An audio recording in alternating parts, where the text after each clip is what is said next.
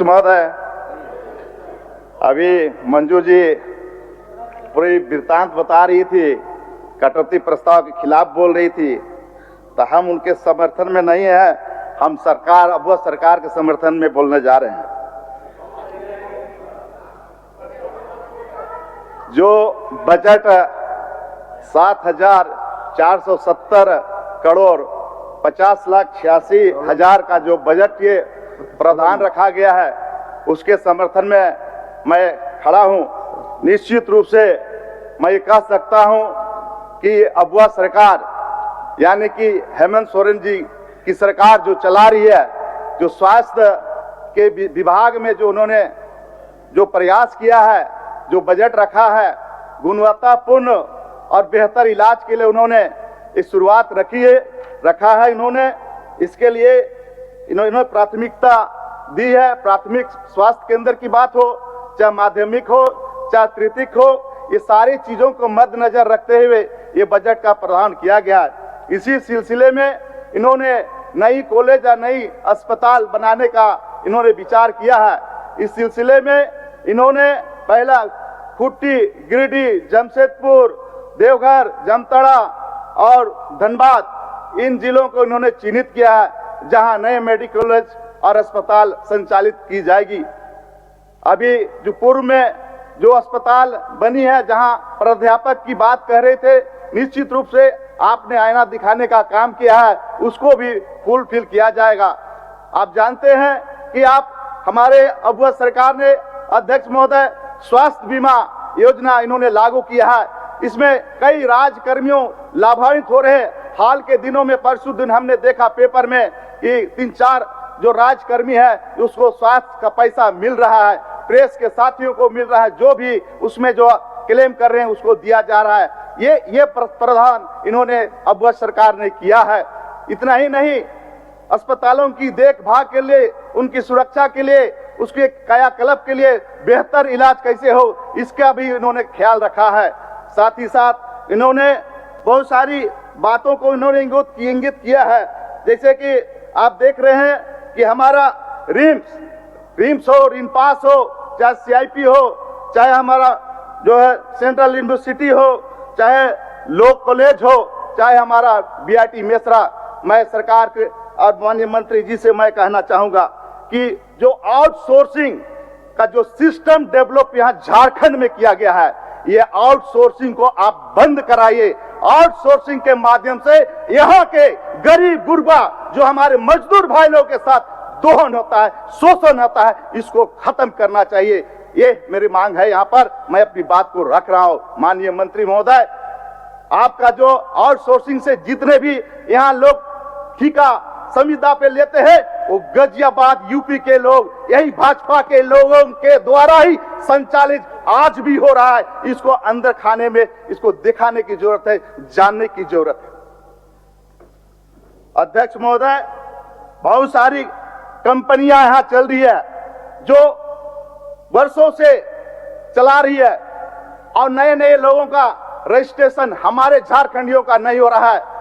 हमारे छोटे छोटे एजेंसी जो है इस झारखंड में, वैसे एजेंसियों को भी मौका मिलना चाहिए अगर आउटसोर्सिंग का एक व्यवस्था है तो। लेकिन हमारे यहाँ आउटसोर्सिंग का व्यवस्था है, लेकिन ऊपर वाले वहां यूपी बिहार वालों के लिए आज हमारे लोग दर दर भटकते हैं। जहां मिलना चाहे 20,000 25,000, वो डायरेक्ट 3 पास से ले रहा है, रिम्स से ले रहा है, और हमारे लोगों को 12,000 11,000 बीच का पैसा कौन खा रहा है, इसका मॉनिटरिंग होना चाहिए। इसका मॉनिटरिंग नहीं होता है। बाहर के बाबू साहब लोग बम है, राजा बन रहा है, और हमारा लोग फकीर बन रहा है। आज ठेकेदारी व्यवस्था यहां कायम है। यहां 200 करोड़ का टर्नओवर रख दिया जाता है, 100 करोड़ का टर्नओवर रख दिया जाता है। हमारा गरीब यहां झारखंड के लोगों के पास टर्नओवर 250 करोड़ का हो सकता है? कदापि नहीं हो सकता है। खेल विभाग में अभी हमने बात किया अगला से, तो 200 करोड़ का टर्नओवर का उन्होंने प्रस्ताव रख दिया। यहां झारखंड के ठेकेदार 20 करोड़ का मालिक नहीं है, 1 करोड़ का मालिक नहीं है। तो छोटे छोटे किस्तों में जो है ठेकेदारी व्यवस्था जो है, ऋण पास हो, चाहे CIP हो, चाहे हमारा रिम्स में हो, पॉकेट सिस्टम बनाइए मंत्री महोदय, ताकि यहाँ के झारखंड के लोगों को लाभ मिल सके। झारखंड के के लिए झारखंड बना है, बिहारियों के लिए बिहार बना है, और बंगाल के लिए बंगालियों के लिए बना है, असम के लिए असमिया बना है, उड़िया के लिए उड़ियों के लिए बना है, तो झारखंड बना है। तो झारखंडियों के लिए नीति सिद्धांत बनाना होगा। स्थानीय नीति हो चाहे नियोजन नीति, इसको बना के झारखंडी हित में स्थापित करना होगा। अध्यक्ष महोदय, बहुत सारी कमियां रह गई हैं जो हमारे यहाँ 16 साल शासन किया ये भारतीय जनता पार्टी की, जिसमें आदरणीय बाबूलाल मरांडी पहला मुख्यमंत्री रहे। इन 24-25 सालों में सारे लोगों ने घोषणाएं की रखी कि हम इटकी में मेडिकल सिटी की घोषणा हुई, पर अब तक स्थापना नहीं हुई। राज्य में मेडिकल यूनिवर्सिटी बनाने की योजना अब तक अधर है। MBBS और PG की सीटें नहीं बढ़ाई गई। ग्रामीण इलाकों में अस्पतालों में डॉक्टरों की कमी है, जो अभी रो रही है बहन मंजू। यहाँ जहां नर्सों की कमी है, 9,805 स्टाफ नर्सों की जरूरत है इस झारखंड को, इस राज्य को, लेकिन स्वीकृत पद मात्र 944 है। जहां 3,000 लोगों के बीच में एक डॉक्टर है, लेकिन देश स्तर पर 834 लोगों पर एक डॉक्टर है। बहुत कमियां हैं, बहुत खामियां हैं, इसको दूर करने की जरूरत है। आज चर्चा परिचर्चा में हमारे पक्ष विपक्ष के लोग शामिल होते हैं, लेकिन जो मूलभूत सुविधाएं कैसे यहां बहाल हो, इसकी चर्चा कम होती है, टीका टिप्पणी ज्यादा होता है। इस परिप्रेक्ष्य में हम सबों को मिलजुल कर काम करने की आवश्यकता है। इस झारखंड को बढ़ाने के लिए पक्ष की भी उतनी आवश्यकता है जितना सत्ता पक्ष की जिम्मेवारी है। इसलिए दोनों पक्षों से मेरा आग्रह है, मैं 4 चुनाव लड़ा, 3 चुनाव हारने के बाद मैं विचलित नहीं हुआ और लास्ट तक इंतजार करता रहा यहां आप लोगों की बात सुनने के लिए। लेकिन जब हम पीछे बैठ के सुनते हैं तो पता चलता है कि कितने अनुभवी लोग आगे हैं, और उसके बाद बीच वाला, और उसके बाद हम लोग जयराम महतो जी के साथ यहां कुछ अच्छा करने के लिए माननीय अध्यक्ष जी आपने बैठे हैं। दोनों पक्षों को आप देते हैं समय, इधर भी देते हैं, बीच वाला को देते हैं, लेकिन आपकी जिम्मेदारी इतनी बड़ी है, दोनों को संभालते, तीनों को संभालते संभालते सदन में जो सही बात होना चाहिए वो नहीं हो पाता। इस बात पर ध्यान देने की जरूरत है। जो बहालियां एक्सरे टेक्नीशियन का होना था 2018 में आपने निकाला, लेकिन अब तक नहीं हुआ। हमारे खिलाड़ी में 2 एक्सरे मशीन दिया गया है, एक बुढ़मो में, एक खिलाड़ी में। मैं 3 दिन पहले वहां हॉस्पिटल का निरीक्षण में गया था। मैं झारखंड सरकार को भी और इससे पूर्व में जो भी स्वास्थ्य मंत्री हैं उनको भी धन्यवाद दूंगा कि जो बेड था एक्चुअल में सुपर स्पेशलिटी था। बेड जो दिया गया है ग्रामीण इलाकों में वो बहुत ही अच्छा बेड दिया गया। इसमें कहीं बच की बात नहीं है, लेकिन इरफान साहब आपसे मेरा आग्रह है कि जहां जहां नर्स नहीं पहुंच रहे हैं वहां नर्स कैसे उपलब्ध कराइएगा, ये आपका विचार मेरा। भारतीय जनता पार्टी के समय में हमारी भाषा में जब कहेंगे तो ठेठंग टाड़ में ही लोग स्वास्थ्य उप केंद्र बनाया है। ठेठंग टाड़ में, जहां आज भी कोई स्वास्थ्य कर्मचारी वहां आज तक नहीं गया। जो हमारा मुरुपरी पंचायत के जो हमारे बीजेपी के जो उम्मीदवार थे जीतू चरण राम, उनका गांव मुरुपरी पंचायत 2 किलोमीटर दूर में ठेकेदार को पर्सनल फायदा होने के लिए वो स्वास्थ्य उपकेंद्र बना, आज तक वहां ताला नहीं खुला। ऐसी व्यवस्थाएं लोग कर रखी है। आज भी पूरे झारखंड का ठीका पट्टा इन्हीं लोगों के नाम, माइंस से लेकर क्रेशर से लेकर सब खत्म कर दिया। रघुवर दास जी जब थे तो छोटे छोटे उद्यमियां हम लोग के जो क्रेशर चलाते थे, ईंट भाटा चलाते, सबको बुलडोजर से धंसा दिया। आज इनको ठिका मिला हुआ है जो बड़े बड़े पूंजीपति हैं। ये दुर्दशा है। इसलिए माननीय अध्यक्ष महोदय, मैं आपसे निवेदन करता हूं कि झारखंड को बचाने में अहम भूमिका निभाइए। इस बार नहीं, अगर स्थानीय नीति या नियोजन नीति नहीं बनाए तो कभी नहीं बना पाइएगा। ये लोगों तक चाल है, जब भी आप कोई चीज अच्छा काम करेंगे तो PIL करवा देगा, और कोई वो जो पटना का आदिवासी का नाम से PIL करा के केस को हाई कोर्ट ने ड्रॉप कर देता है कि ये संवैधानिक नहीं। राज्यपाल संवैधानिक पद पर बैठे हुए हैं, वो जो निर्णय देंगे वही सही होगा। तो कौन बैठा हुआ है सेंट्रल में? नरेंद्र मोदी, अमित शाह, JP नड्डा, राजनाथ सिंह। ये लोग कभी नहीं चाहेंगे झारखंड कि यहाँ के युवा युवतियां नौकरी में आवे, पेशा में आवे। पीछे पीछे घूमने वाला चाहिए। इसलिए इस बार सदन आपने बड़ी लंबी चलाई है। आप लोग को धन्यवाद देते हैं, सरकार को धन्यवाद देते हैं कि जो कमियां रह गई है, जो यहां बरसों से इंतजार कर रहा है कि 3rd ग्रेड 4th ग्रेड में नौकरी झारखंडियों को कब मिलेगा, इसका आप पहल करें।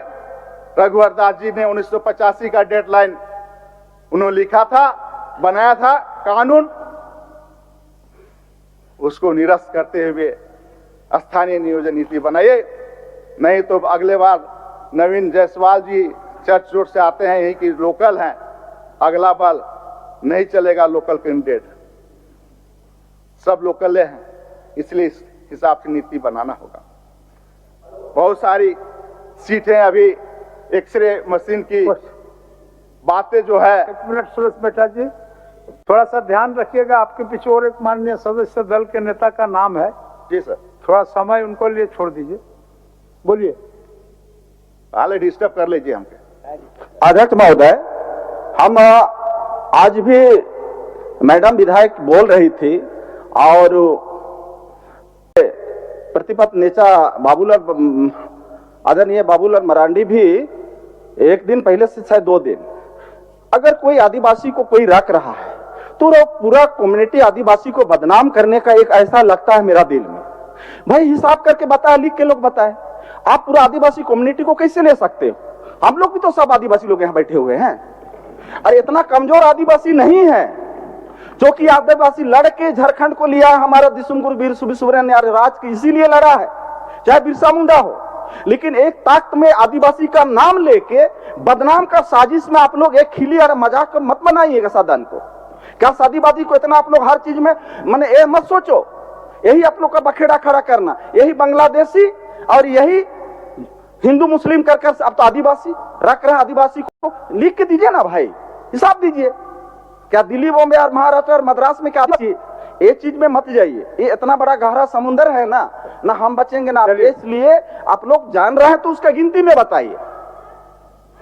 आप कैसे बोल देते हैं खड़ा हो कि आदिवासी लड़की लोग को कर रहे मैंने रख रहा है बोल के बोल दीजिएगा? कौन अब कम्युनिटी को गाली दीजिएगा? ये बदनाम है कि नहीं है? सुनिए सुनिए सुनिए, इतना सस्ता नहीं है हमारा बेटी बहन जितना आप सस्ता समझते हो। अब समझता है लोग, ऐसा मत सोचो। धन्यवाद अध्यक्ष महोदय। चलिए सुरेश बेटा जी शेष करिए आप।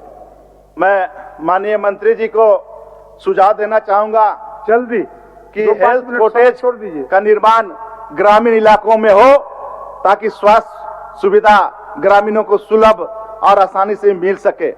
साथ ही साथ डाटाबेस के आधार पर भी ट्रीटमेंट चालू होना चाहिए।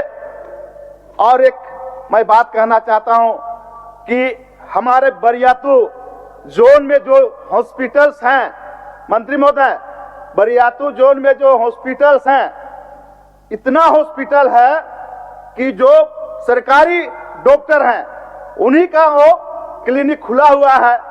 वो अपना सरकार का जहां उसको वेतन आप देते हैं वहां कम समय देते हैं और निजी अस्पताल में जाके अपना प्रैक्टिस करते हैं, वहां हॉस्पिटल चलाते हैं। वैसे वैसे हॉस्पिटलों को आप चिन्हित करके आप उस पर कार्रवाई करने का आप काम करें।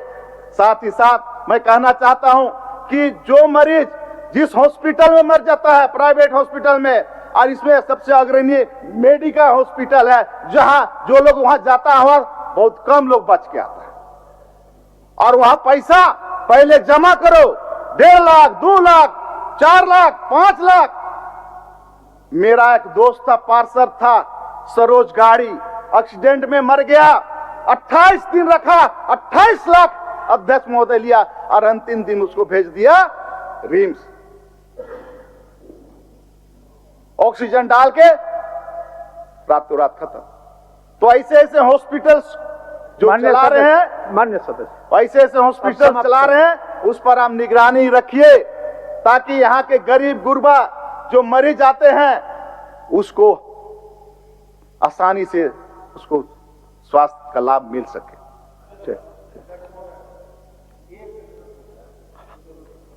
फिर आपका हाल ही के दिनों में ग्लोबल हॉस्पिटल।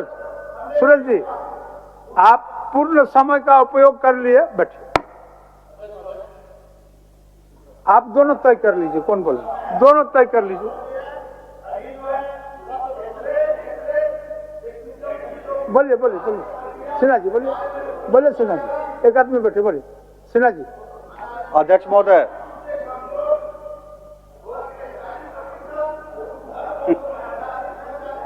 सूरज जी, आपका समय हो गया, समाप्त हो गया। आप बैठिए बैठिए, 1 मिनट खाली आपका बचा हुआ है। चलिए अध्यक्ष महोदय,